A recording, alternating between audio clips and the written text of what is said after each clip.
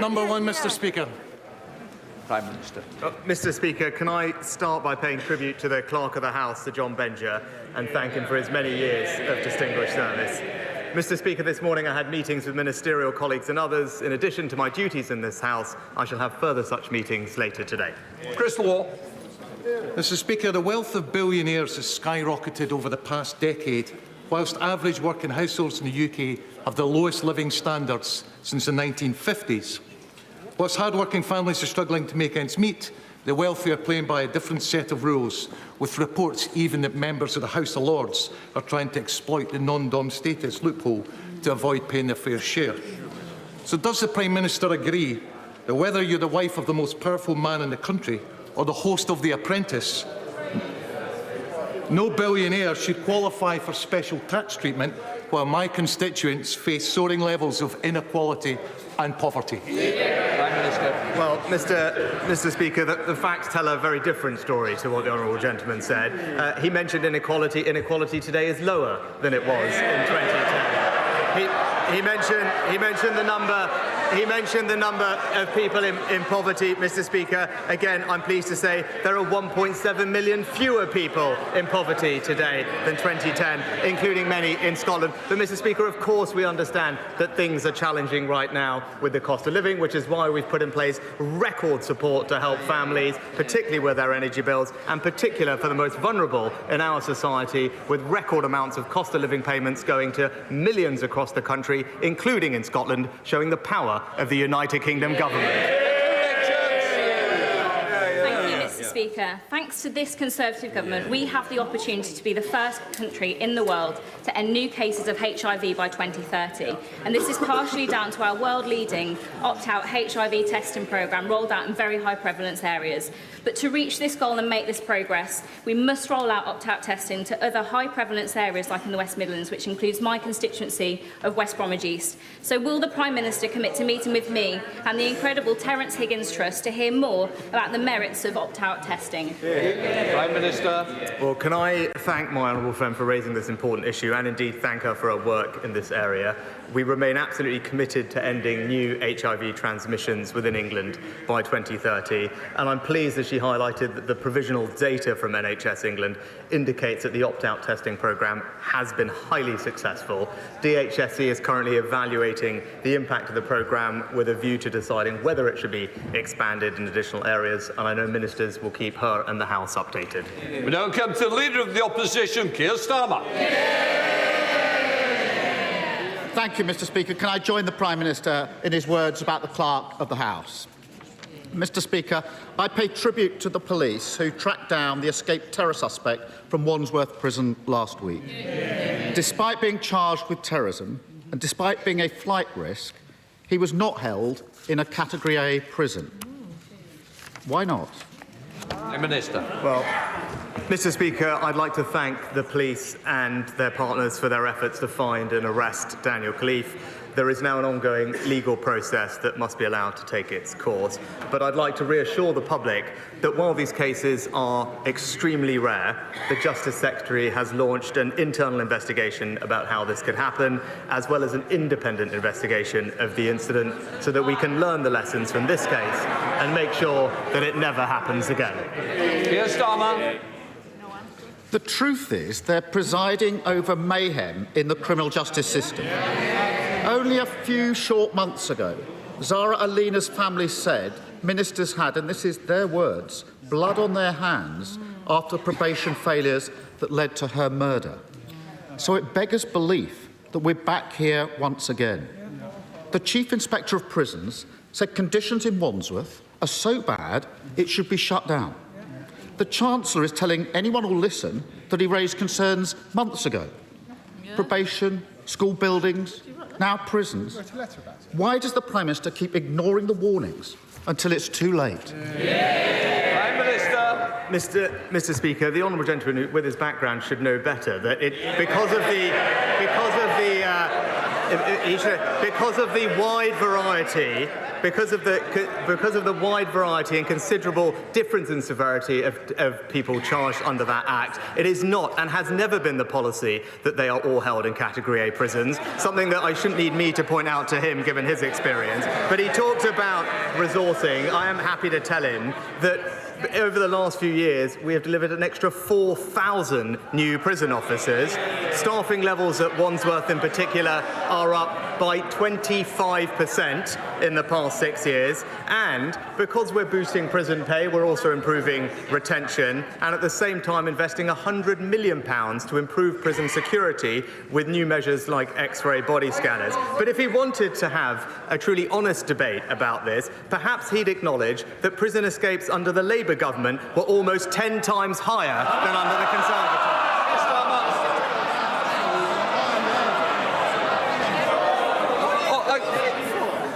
I did say last week, and it will continue this week. Who wants to start this session by leaving? Please do so. I'm happy to help you on your way. Keir Starmer. Mr. Speaker, every week, whatever the topic, he paints this picture as if everything is great and fine out there. It's so at odds with the lived experience in the real world. Let me turn to another serious security concern. Some in this House face sanction, intimidation and threats from the Chinese state. When I asked the Prime Minister on Monday whether the Foreign Secretary raised the specific issue of the alleged spy arrested in March when he visited China a few weeks ago, the Prime Minister would only say that he raised that type of activity, but avoided specifics. So I asked the Prime Minister again, did the Foreign Secretary raise this specific case when he visited China? Yes or no? Mr. Speaker, I'll refer to my previous answer where I've said very clearly that the Foreign Secretary raised these issues with the Chinese Foreign Minister who he met, as did I when I had my meeting with Premier Li over the weekend. But when it comes to China, Mr. Speaker, this government has put in place the most robust policy that has existed ever in our country's foreign policy. It is to protect our country for the values and the interests that we stand up for. It is to align our approach with our closest allies, including those in the G7 and the Five Eyes, and is to engage where it makes sense, either to advance our interests or, as I did at the weekend, to raise our very significant concerns. That is the right approach to China. It is one that is welcomed by each and every single one of our allies, and I'd be interested to know what he thinks that he would do differently. Keir Starmer. Well, that certainly wasn't a yes. And what he says now is totally at odds with the Parliament's Intelligence and Security Committee report of July this year. That set out that the government has no clear strategy when it comes to China, has failed to support the intelligence agencies, and is leaving the UK severely handicapped in managing our future security. This has been raised time and time again. But yet again, the Prime Minister fails to heed the warnings and is now desperately playing catch-up. So will he finally commit to the full audit of UK-China relations, which so many in this House have so long demanded? Well, Mr. Speaker, as always, the Leader of the Opposition is just playing catch-up and hasn't caught up with the reality of what's actually happening. He talks about the ISC report. Again, if he actually went through it, he would realise that it related to a period of investigations which was in 2019 and 2020. Since then, Mr. Speaker, we have launched a whole new integrated review refresh of our China strategy.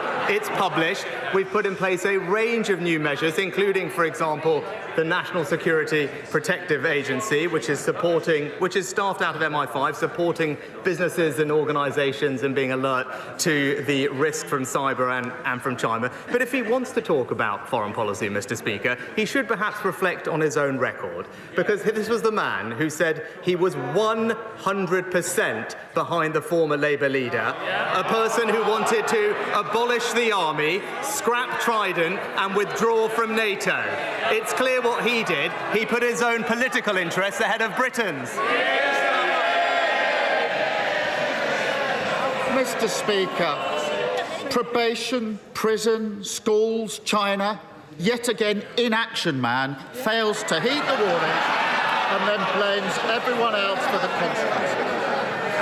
Mr. Speaker, on Sunday, the Home Secretary celebrated her first anniversary in post. That is, if you overlook the 6 days she missed when she was deemed a national security risk. In that year, 40,000 people have crossed the Channel on a small boat, and the taxpayer is now spending £6 million a day on hotel bills. He's failing to stop terrorists strolling out of prison, failing to guard Britain against hostile actors. He's completely failing to stop the boats. How can anyone trust him to protect the country?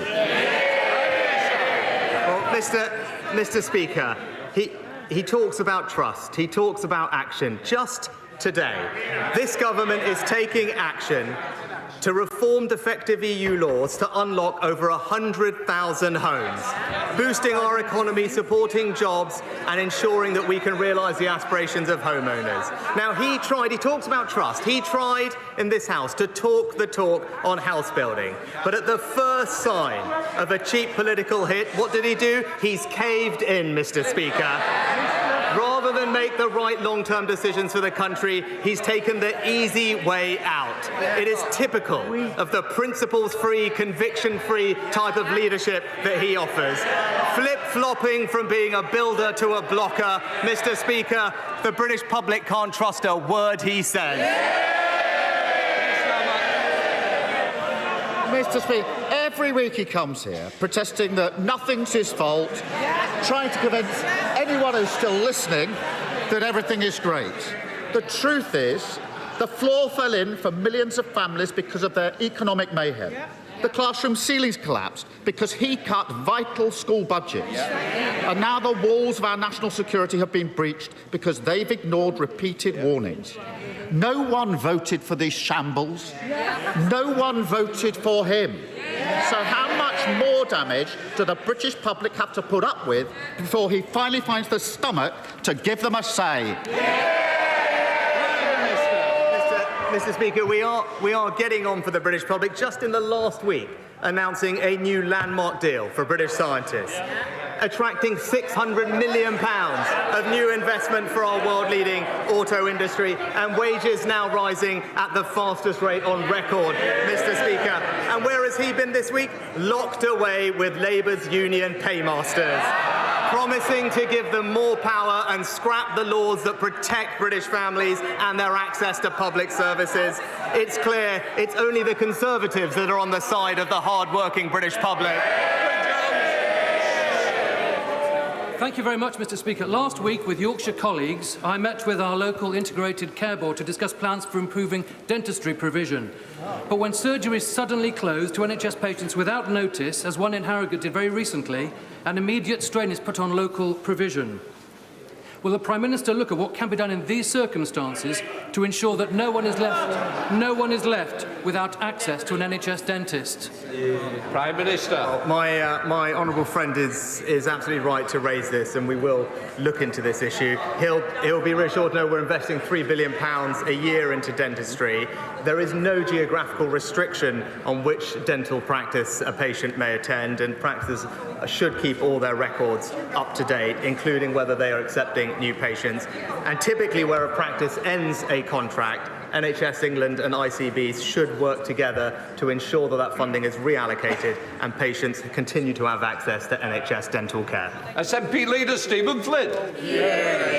Mr. Speaker, as someone who spends more money heating their swimming pool than the total value of the UK state pension, I think it's safe to say that the Prime Minister might not be as invested in this topic as some others. But let's afford him the opportunity to clear up any confusion. Will he commit his party, the Conservative Party, to maintaining the state pension triple lock beyond the next general election? Yes or no?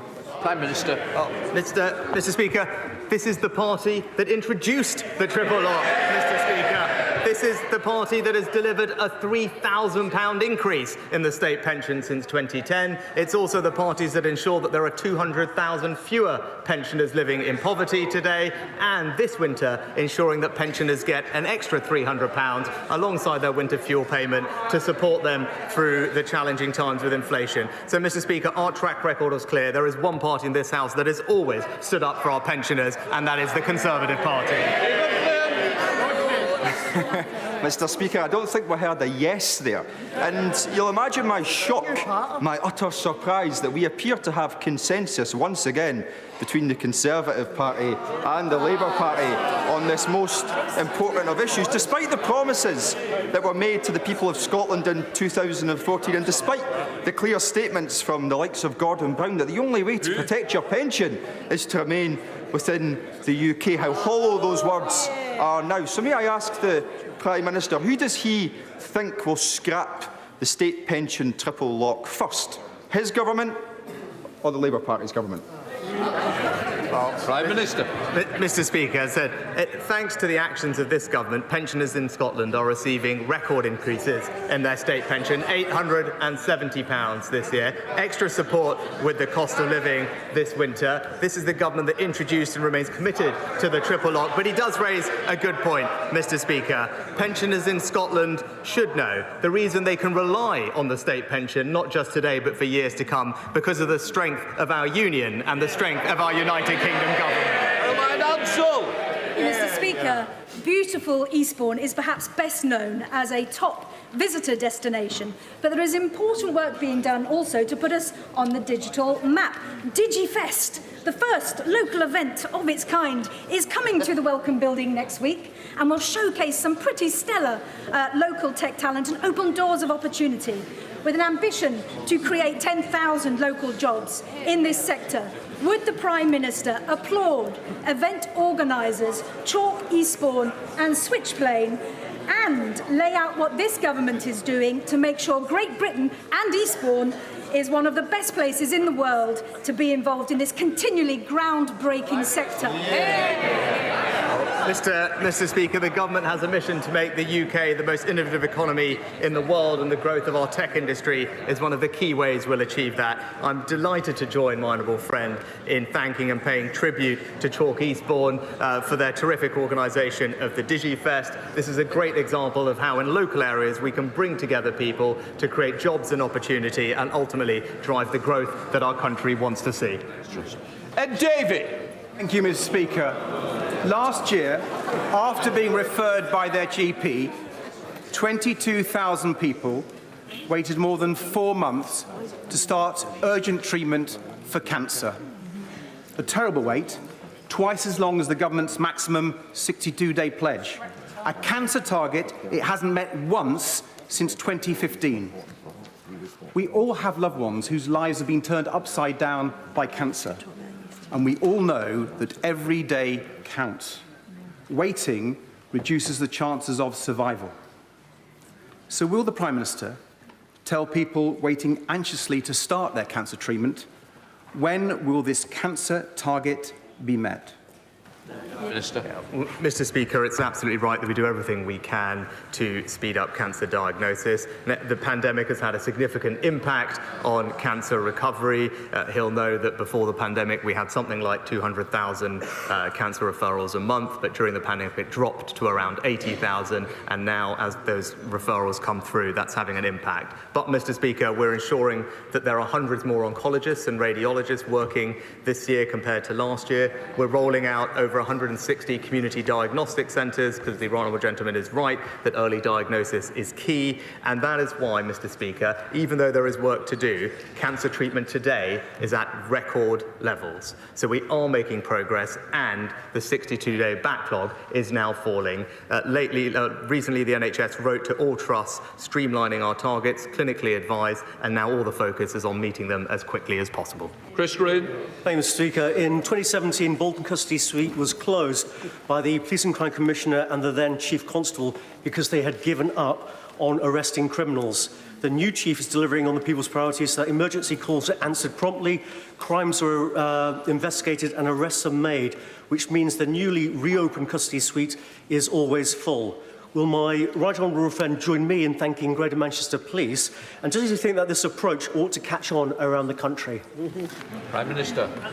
Well, Mr. Speaker, I am delighted with the improvements that have been made in Greater Manchester Police, and indeed the Home Secretary just recently met with the Chief there. They have made significant improvements to answering 999 calls, for example, and have seen almost a 50% year-on-year increase in the number of charges recorded by the force. I very much welcome their focus on getting the basics on crime and antisocial behaviour right, and they are a model for police forces across the country. Ashley Dalton. Thank you. Thank you, Mr. Speaker. I thank the Prime Minister for his answer to the Honourable Member for Aberdeen South, but I'm still confused on this matter because just yesterday the Secretary of State for Work and Pensions said that the pensions triple lock is not sustainable. The Chancellor's economic advisers have suggested that it is time to review the policy, but Number 10, when questioned, have said they're committed to it. So, Mr. Speaker, which is it? Mr. Speaker, this government is committed to the triple lock. It was this government that introduced the triple lock. And she might want to have a word with her own deputy leader, who I don't think provided much clarity on the matter. And remember, Mr. Speaker, I think we all remember when it came to pensions, what we can remember is Gordon Brown's 75p a week increase. Thank you, Mr. Speaker. Week in, week out, as I meet businesses in my constituency of Meriden, I hear about how artificial intelligence is transforming the way we work in sectors like life sciences, the automotive sector and financial services. Does my right honourable friend agree that artificial intelligence will transform the way humanity will live in the 21st century? And through his upcoming Global AI Summit, will he ensure that appropriate guardrails are put in place to protect society as we become world leaders in this technology? Prime Minister. My honourable friend is right to highlight the incredible power of AI to transform not just businesses and our productivity, but also public services in areas like health and education. But we do need guardrails to allow us to make the most of the opportunities of AI and to address risks. Our regulatory approach sets out a responsible and proportionate approach to AI that balances risk and innovation, and I look forward to working with international partners about how we do this at a global level at our upcoming AI Safety Summit. Cooper. Thank you, Mr. Speaker. Luton Airport is trying to massively expand its airport capacity from 18 million passengers per year to a whopping 32 million passengers per year.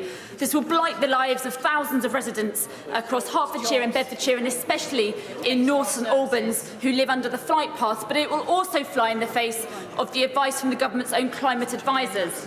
It's been reported that the Prime Minister is getting ready to ignore his climate advisers. Is that true?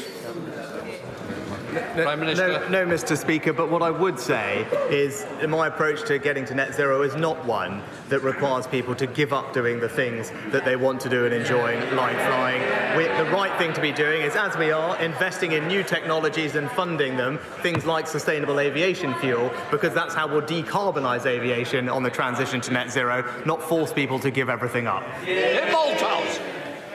Mr. Speaker, when the Prime Minister was Chancellor of the Exchequer, he put the full might of the Treasury behind the 10-year drug strategy, which, with its ADA project, is now turning lives around across England and Wales. But a key part of that strategy was developing a new approach to possession.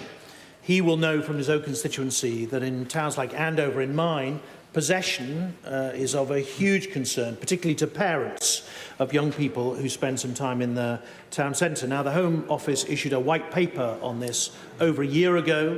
The consultation closed in October last year. So can I ask the Prime Minister to commit that in the forthcoming King's Speech we can see some legislation to finally deal with this pernicious problem? Prime Minister. Can I thank my honourable friend for all of his work and attention on this area. It was good to work with him on Project ADA in particular. He's right to highlight that drugs destroy lives and families, hitting the most vulnerable in our society the hardest. The 10-year drug strategy, which he helped put in place, is ambitious and backed with a record £3 billion funding. As my right honourable friend highlighted, we have consulted on a new drug possession offences framework, and I can assure him that ministers will keep him and this House updated on future plans. Kate O'Byrne. Thank you, Mr. Speaker. In the last few hours, I've been contacted by the head teacher of St James's Church of England Primary School in Blackburn. The head teacher is desperately seeking help after a RAC survey conducted on the 7th of September was inconclusive.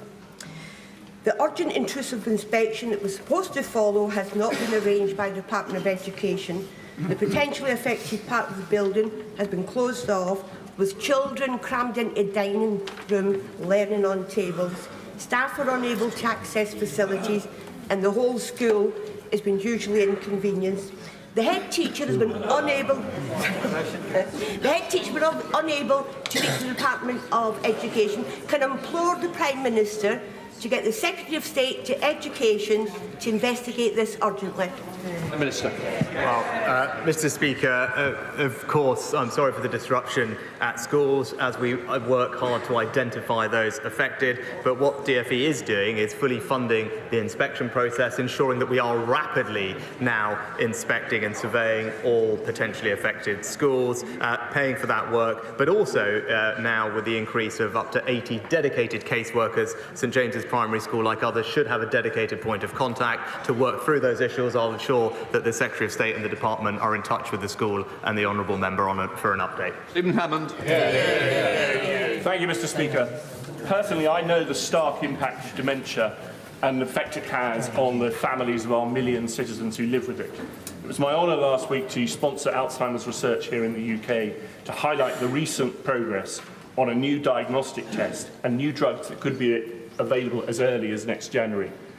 I welcome dementia's inclusion in the government's major condition strategy. But would my right honourable friend ask his Secretary of State to convene a dementia medicines task force so that we can take advantage of this progress in research?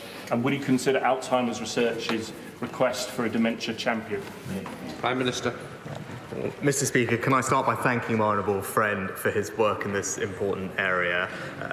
Regulators are working closely with industry to evaluate new dementia medicines because, of course, we want patients to benefit from rapid access to safe and effective treatments. We're also strongly committed to funding dementia research, including doubling the amount allocated to this to £160 million a year by next year. And last year we launched the Dame Barbara Windsor Dementia Mission, backed up with new funding, which will work with industry to develop biomarkers, data and digital science innovations and strengthen our trials in dementia. And I look forward to hearing from him more suggestions about.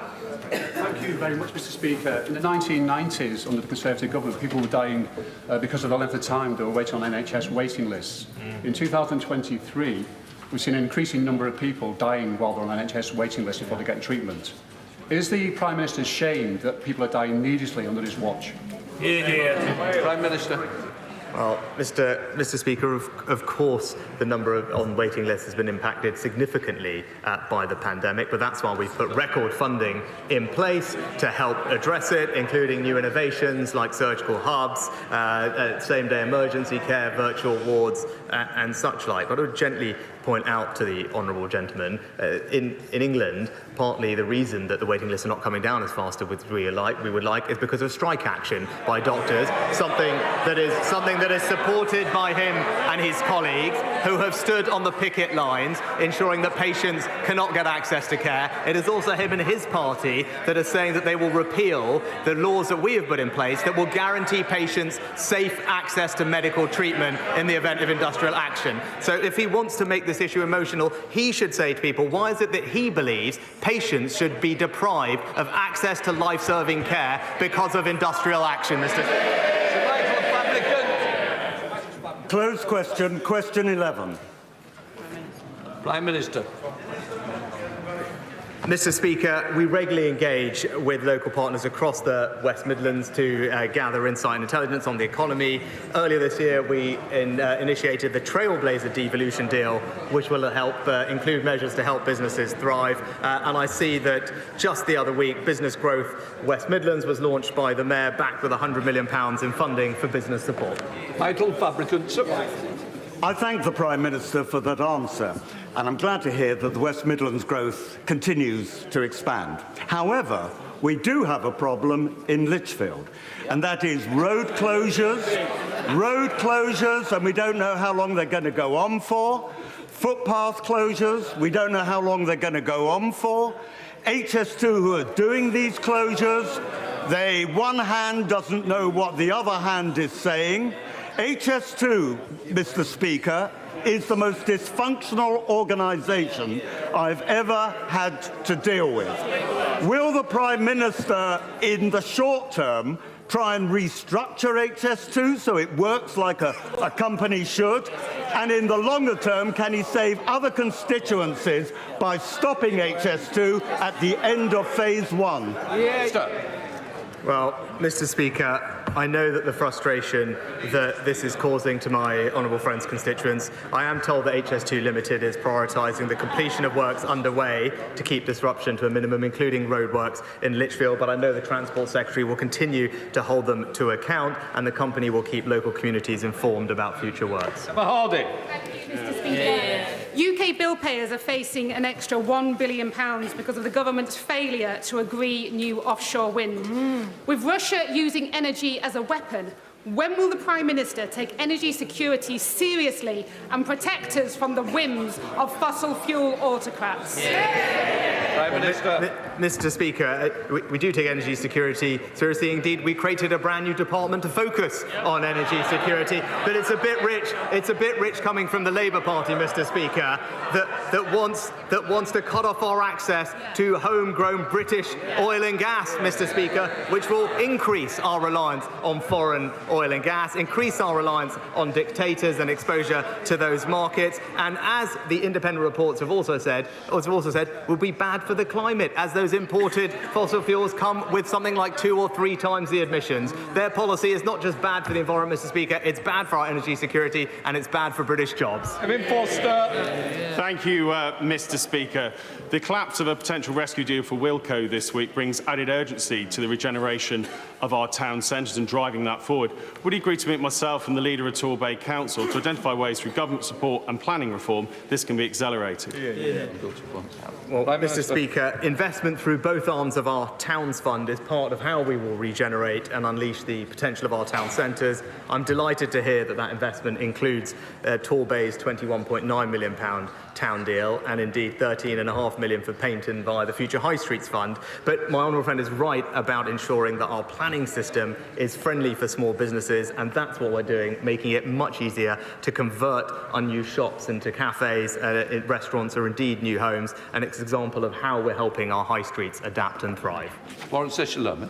Mr. Speaker, the new Defence Secretary has been quoted as saying that there could be RAC present in military buildings.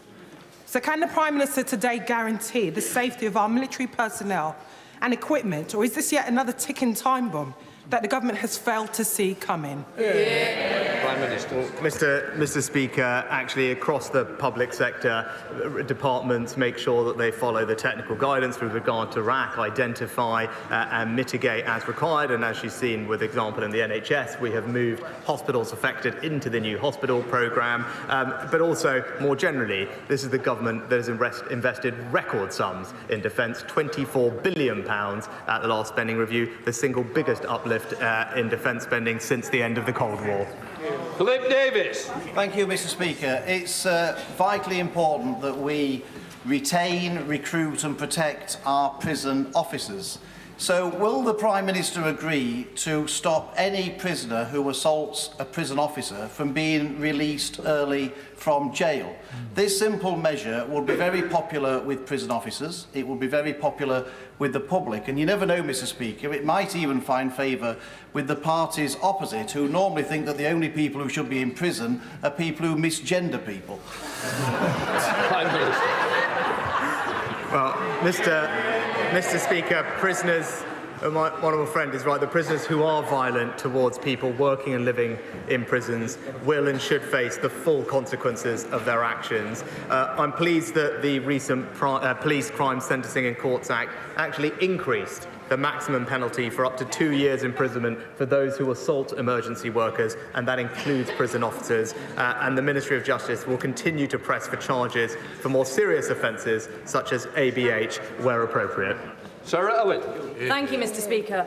At the weekend, 7 global economic powers came together, including India, the US, and the EU, to agree a monumental trade agreement, but not the UK. Can the Prime Minister say if he chose not to sign up, because he thought it was presumably a bad deal? Or was the UK left out altogether because this Prime Minister has as weak a reputation on the world stage as he does at home? Mr. Speaker, I'm not sure if the Honourable Lady was here for the statement on Monday. I rather assume not. I think what she's describing wasn't a trade deal, so first of all, she should get her facts right. And as I explained on Monday, there are lots of different ways that countries will participate in solving international issues. We at the same conference that she mentioned, the same summit, we announced a record investment to the Green Climate Fund. It is the single biggest investment by this country to help with international climate finance, and it was warmly welcomed by countries at the summit who can see that the UK is taking a leadership role and helping countries adapt and mitigate the impacts of climate change. Brendan Clark-Smith. Thank you, Mr. Speaker. This week we were hit by the devastating news that all Wilko stores would be closing, meaning the loss of 12,500 jobs, and Bassett Law and Worksop are the home of Wilko's HQ and a distribution centre with 1,500 jobs set to go. But Wilko has been mismanaged for years, and in the last decade over 77 million has been paid out to shareholders, and recently the HQ was sold for 48 million before being leased back.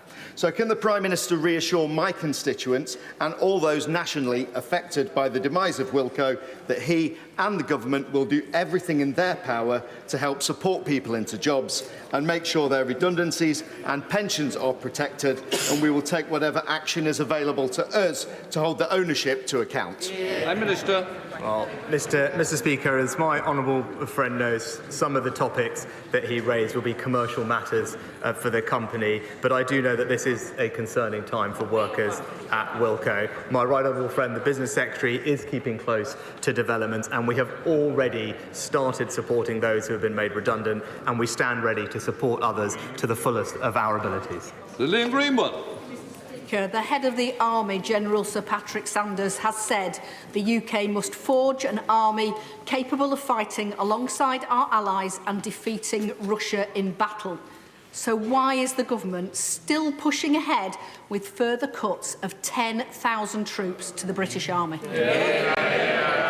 Mr. Speaker, again, I'd say to the Honourable Lady, this is the government that has put a record amount into our armed forces, £24 billion.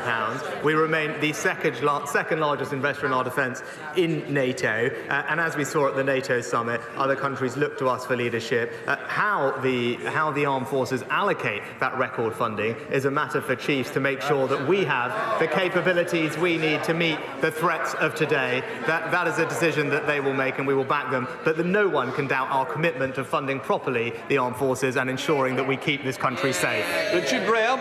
Mr. Speaker, the Prime Minister has rightly said that democracies like the UK, not authoritarian regimes, should lead the fight on global challenges like development and climate change. So because the links between failed regimes, climate change and the numbers of asylum seekers are growing, would my right honourable friend ensure that doing development democratically is a key theme in the White Paper on International Development? And would he also visit the Westminster Foundation's Garden of Democracy exhibition here in Parliament to highlight our promotion of democratic values abroad? Prime Minister. Can I thank my honourable friend for highlighting the exhibition in Portcullis House, and I know members will have heard his invitation. We are consulting widely on the detail of the White Paper on International Development and what it should say, including specifically the role of democracy in development, and I'd encourage all interested organisations and individuals to share their ideas through the public consultation. Can I just say thank you to Sir John Benjer and his final PMQs and his loyal service to the House. We do appreciate it. Thank you, Sir John. Well, there you have it, the final Prime Minister's questions. Before conference break, the parliamentarians will be back on the 18th of October. As Sam predicted, Sir Keir Starmer went on security matters. The rearrest of Daniel Khalife, the man who escaped from Wandsworth prison, the Chinese spy row in Westminster, and also immigration and the small boats crisis at the border, and also coined something of a unique name for Rishi Sunak, Inaction Man. So Sam, our Deputy Political Editor, is here with us now, but as you can see, we've been joined by our panel as well. Sarah Champion from the Labour Party, David Linder from the SNP, and Damien Green from the Conservative Party. Now, Sam, what did you make of that? Any news?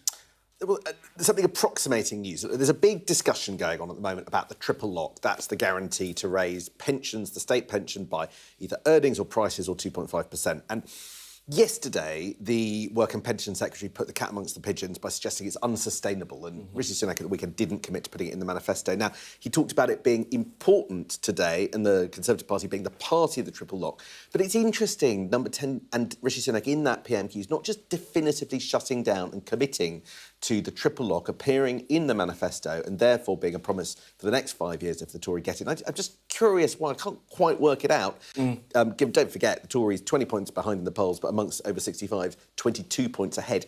You know, why not just do it? Well, perhaps he thinks that he doesn't need to do it at this point. I mean, could that be his reasoning? It's hard to know. More generally, I think that in this Prime Minister's questions, you sort of got the sense of what it's like having two politicians who are both technocrats leading the two big political parties. I mean, there's a point in that Prime Minister's questions where they were trading blows about different types of review into China, and I nearly lost the will to live. But I do think that you can see that being a technocrat perhaps just helps Keir Starmer that little bit more when things aren't going particularly well. Keir Starmer effectively talking about the litany of things that have gone wrong: prisons, probation, schools, China, leading to that inaction man drive. Rishi Sunak just reaching for Keir Starmer and the Corbyn years. But just quickly, can I just tell you about something that annoys me? Come on. Right? Rishi Sunak talked about prison releases, prison escapes being 10 times higher under Labour. Now let's look at the graph. I hope it can come up on the screen. And if you look at the graph, and there we go. You can see the story here is that when Labour came to power in 1997, they inherited a huge number of people escaping from prisons.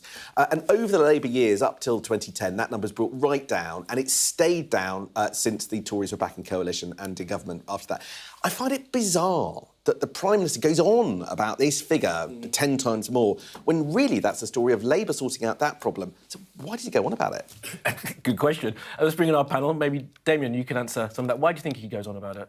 Well, I'm not sure that graph showed that. If you look at 2004-5, which was 8 years after Labour came in, it went back up again, so it spikes up and down. A little bit. I think, quite a lot. But the other point Sam made that I thought was, I think if we were in Parliament, I'd describe as disingenuous. You see, why don't people commit to things in manifestos? Because you know perfectly well, you would be the first journalist out to say, OK, you've committed to that. Are you going to commit to this? Are you going to commit to that? Once you start but he could commit to this. The point is he could commit to this because, as Sam says, it seems odd that he's not committed to it. And the Labour Party is doing exactly the same thing and are sensible in doing so.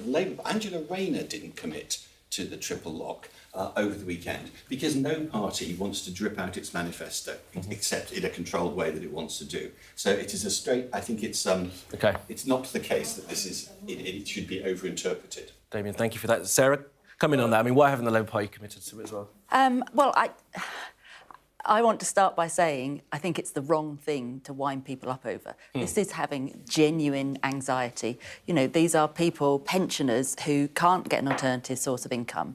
And it seems as though there's a little bit of political football going on with their futures. And I don't like it. And I really think it would be utter madness for any politician, particularly right now in a cost of living crisis, to play around with that. And I just hope, and I have not heard anything that Labour's going to do anything that undermines the triple lock, so I just hope that I'm right on that.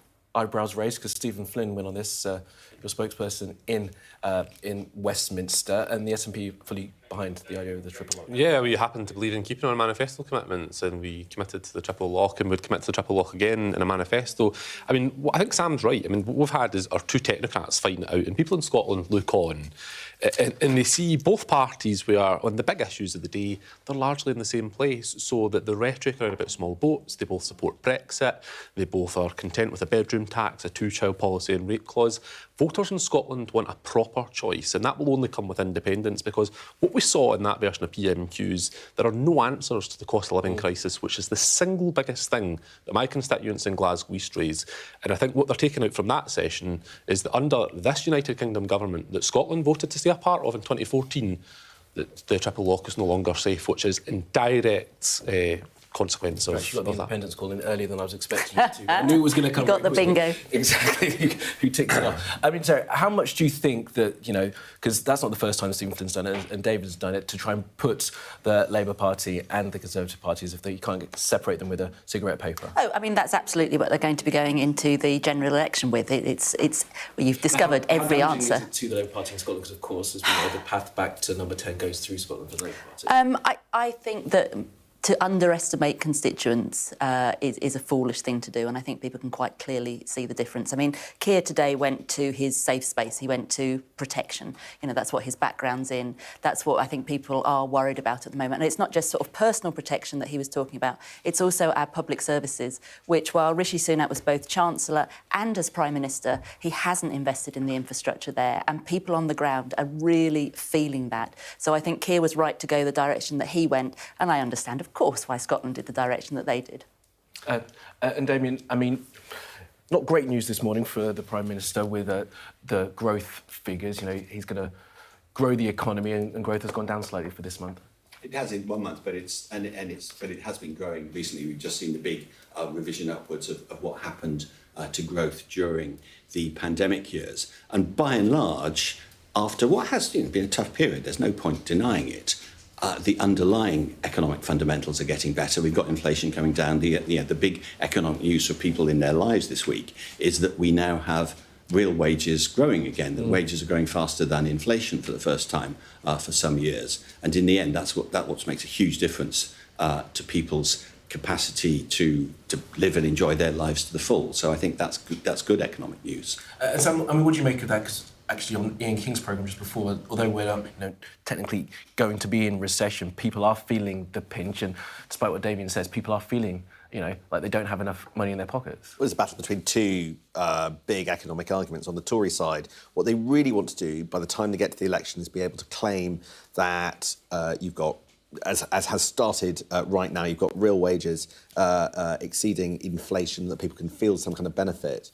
But when I talk to Tories, the thing that they don't quite know how to get around is the mortgage problem. It doesn't affect everybody, but people who are having to renegotiate their mortgage coming out with much higher monthly payments, and that still is squeezing people's incomes. And the Labour Party believe that that's an electoral advantage. The Tory Party hoping to find other ways to manage that, but it remains a big thing that Labour are going to try and capitalise on. I know you all want to come, and I can feel you itching. We've got to go to break, unfortunately. So, David and Sarah, thank you very much for that. And Sam, of course, thank you for that too. You're watching Sky News Today, and still to come this hour, we will be live in Libya, speaking to UNICEF as 30,000 people are left displaced in the town hardest hit by the recent deadly flooding.